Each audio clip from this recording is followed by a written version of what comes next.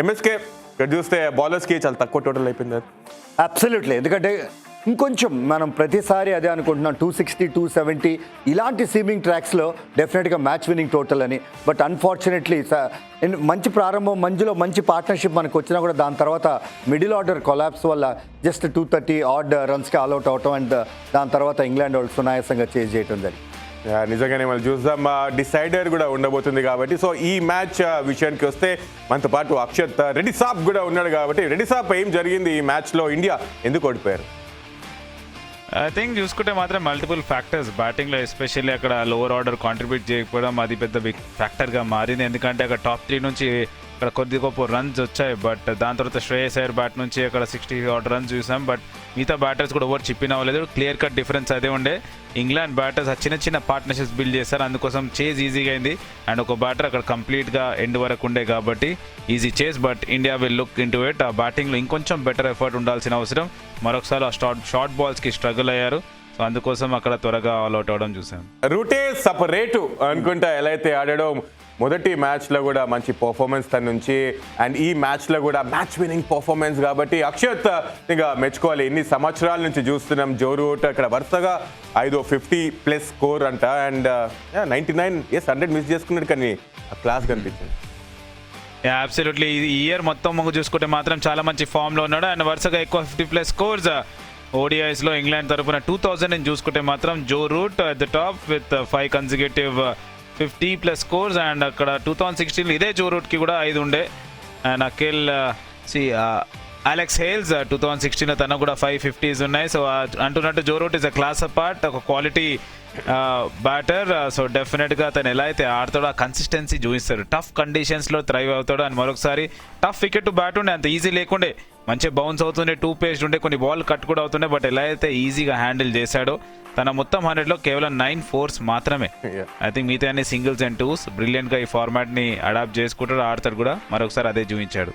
సరైన పార్ట్నర్షిప్ కూడా ఇది 6th వికెట్ పార్ట్నర్షిప్ 72 కాబట్టి ఇంకా మెచ్చుకోవాలి. ఎలా అయితే కంట్రోల్గా అక్కడ పార్ట్నర్షిప్ కూడా వచ్చింది. And Akshat team India point of వ్యూలో అక్కడ ప్రీ షోలో కూడా డిస్కస్ చేయడం జరిగింది. అక్కడ బౌలింగ్ ఆప్షన్స్ విషయానికి వస్తే అన్ఫార్చునేట్లీ వాషింగ్టన్ సుందర్ తన ఇంజరీ వల్ల బౌలింగ్ కూడా వేయలేదు.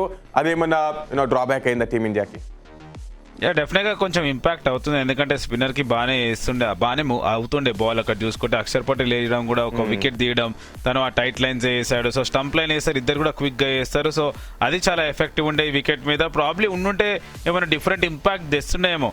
బట్ హ్యావింగ్ సెడ్ దట్ ఉన్న బౌలర్స్ని రొటేట్ చేశాడు. He tried his best, captain Shubman Gill. But మధ్యలో అక్కడ బట్లర్ వికెట్ పడిన తర్వాత మళ్ళీ ఒక బ్రేక్ త్రూ వచ్చింది, అక్కడ ఈజ్ ఆఫ్ అవుతుంది అనుకున్నాం. బట్ అదే సమయంలో అది అవ్వలేదు, మళ్ళీ ఇంకొక వికెట్ రాలేదు కన్సిక్యూటివ్గా.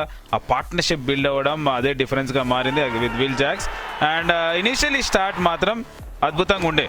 బుమ్రా ఇంకా ప్రసిద్ధ్ కృష్ణ ఎలా అయితే ఇద్దరు కూడా ట్యాండమ్లో బౌలింగ్ వేయడం, అక్కడ ఇద్దరు ఓపెనర్స్ని అవుట్ చేయడం. దాని తర్వాత ఇది గుర్నూర్ బ్రార్ కెప్టెన్ హ్యారీ బ్రూక్ను అవుట్ చేశాడు. శివన్ డుబే కూడా ఒక వికెట్ తీయడం, జెంటిల్ పేస్ వేస్తూ అక్కడ very good catch Ishan Kishan ఉండి. అండ్ ఈ వికెట్ ఈ మూమెంట్ గురించి మాట్లాడుతుండే, అక్కడ జాస్ బట్లర్ అవుట్ అయిన తర్వాత ఓపెనింగ్ ఉండే, బట్ దాన్ని క్యాపిటలైజ్ చేయలేదు. ఆ పార్ట్నర్షిప్ బిల్డ్ అయింది. విల్ జాక్స్ దాని తర్వాత అవుట్ అయ్యాడు. బట్ ఐ థింక్ ఇంకొంచెం అక్కడ వాషింగ్టన్ సుందర్ ఉంటే ఆ కుషన్ ఉంటుండే, అది లేకుండే. బట్ అన్ఫార్చునేట్లీ రన్స్ సరిపోలేదు. ఇంకా ఒక 20-30 రన్స్ ఎక్స్ట్రా ఉంటే ప్రాబ్లీ ఆ డిఫరెన్స్ ఉంటుండే ఏమో. ద డిసైడర్ థర్డ్ ఓడిఐ లార్డ్స్లో జరగబోతుంది. 19th రోజు ఈ మ్యాచ్ ఉండబోతుంది. ఫస్ట్ మ్యాచ్ టీమిండియా, దాని తర్వాత second ODI England bounce back అయింది. మరి ఇక్కడ మూడో ఓడిఐ ఏం జరగబోతుంది? మళ్ళీ ఎంఎస్కే ఇక్కడ third match India bounce back అయ్యేసి ఇక్కడ సిరీస్ గెలుస్తారంటారా? ఎలా ఉండబోతుంది? రీసెంట్గా మన అమ్మాయిలు గెలిచారు, మర్చిపోకూడదు. లార్డ్స్లోనే టెస్ట్ మ్యాచ్ కూడా గెలవడం జరిగింది. మరొక మన ఇది కనుక గెలిస్తే మరొక సిరీస్ కైవసం చేసుకోవచ్చు. ఇంతకన్నా గొప్ప అవకాశం ఏముంటుంది? లార్డ్స్ లాంటి home of cricket, Mecca of cricket అని మనం మాట్లాడతాం. And it's definitely great motivation to win that particular game. Batting బాగా ఆడాలి, అది చాలా చాలా ఇంపార్టెంట్. ఎందుకంటే 2 మ్యాచ్ల్లో కూడా అనుకున్న స్థాయికి తగ్గట్టుగా బ్యాటింగ్ ఆడలేకపోవటం వల్ల మన కొద్ది గొప్ప, ముఖ్యంగా సెకండ్ గేమ్లో సరిగా ఆడలేదు. కాబట్టి ఐఎమ్ హోపింగ్ దట్ ఎవరైనా ఒక పెద్ద 100 ఏదైతే జో రూట్ ఈరోజు చేశాడో అలాంటి పెద్ద నాక్ చివరిదాకా ఆడటం అనేది చాలా ఇంపార్టెంట్. సెట్ అయి ఉన్న బ్యాట్స్మెన్ ఇంగ్లీష్ కండిషన్స్లో అది చాలా చాలా ఇంపార్టెంట్. సెట్ అయి ఉన్న బ్యాట్స్మెన్ చివరిదాకా ఆడితే మంచి టోటల్ పుటప్ చేసుకోవచ్చు, దాని తర్వాత డిఫెండ్ చేసుకోవచ్చు.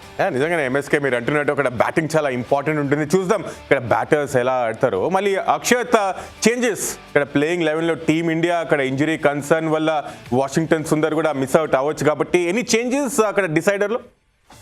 ఐ థింక్ డెఫినెట్గా ఉంటుంది. వాషింగ్టన్ సుందర్కి రికవర్ అవ్వడానికి అంత టైం సరిపోకపోవచ్చు, సో ప్రాబ్లీ తన ప్లేస్లో రావచ్చు. బట్ ఏంటంటే అక్కడ కుల్దీప్ని ఆ స్పెషలైజ్డ్ స్పిన్నర్ని తీసుకుంటారా, లేకుంటే they would want go with batter, ఎందుకంటే బ్యాటింగ్లో రన్స్ వస్తలేదు.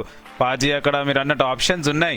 బౌలింగ్లో యూ వాంట్ టేక్ వికెట్స్ అని ఆలోచిస్తారా, లేకుంటే బ్యాటింగ్లో రన్ సరిపోతలేదు ఈ బౌలింగ్తో మేనేజ్ చేసి ఇంకో అట్లా ఆల్రౌండర్ టైపిష్ బ్యాటర్ బౌలర్ని తీసుకుంటారు అనేది we have to wait and see. But అంటున్నట్టు it's gonna be big game. లార్డ్స్లో మజా ఉండబోతుంది.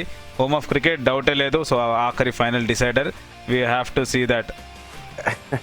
అక్షర్ నిజంగానే, ఎందుకంటే అక్కడ సండే రోజు 2:30 నుంచి స్టార్ట్ అవ్వబోతుంది ద డిసైడర్ కాబట్టి అప్పుడు కలుసుకుందాం. Thank you so much Akshat Reddy, thank you so much MSK Prasad, అందరు కూడా థ్యాంక్ యూ ఫర్ వాచింగ్. మళ్ళీ కలుసుకుందాం, అప్పటి వరకు సీ యూ.